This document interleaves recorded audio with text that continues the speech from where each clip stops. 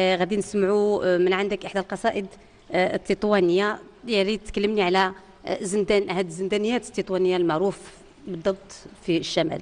نعم، بسم الله الرحمن الرحيم. هذه الزندانيات، هذه القصائد الزنداني هي أصلها جزائري. نعم.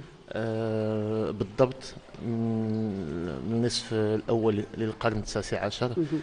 حوالي 1830.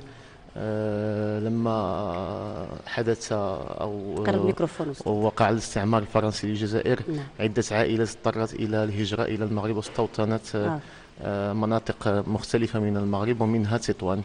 وهذا كان سبب في استيعاب مكونات حضارية جزائرية في مدينة تطوان، ومنها الموسيقى طبعا.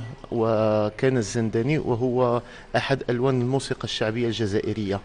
فإذا كانت الموسيقى الأندلسية الجزائرية من صنعاء ومألوف وغرناطي هي القمة أو ما يعتبر قمة في الجزائر، فالزنداني هي من الألوان الشعبية الذي يتميز بملحته وببساطته.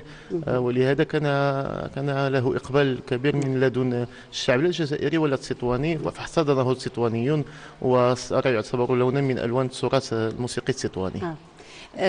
طيب أستاذ أمين شعشوع، يعني كيبقى الزنداني ممكن أنا نصنفوه يمكن عند العام، يمكن نضرب ماشي بلغة الموسيقيين، يعني بلغة الناس اللي فقط ناس مستمعين كيجيهم اقرب الى الشعبي، لانه هناك ميزان خفيف. تماما.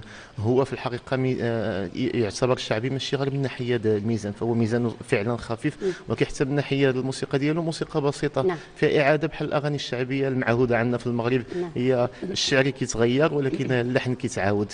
هذا اعتمد عليه حتى الفنان الراحل، ما يمكنش نساوه سي عبد الصادق. الله يا ودي، راه في فتره الستينات والسبعينات كان الاستاذ عبد الصادق شقاير رحمه الله هو الحامل لهذا التراث. نعم. طيب.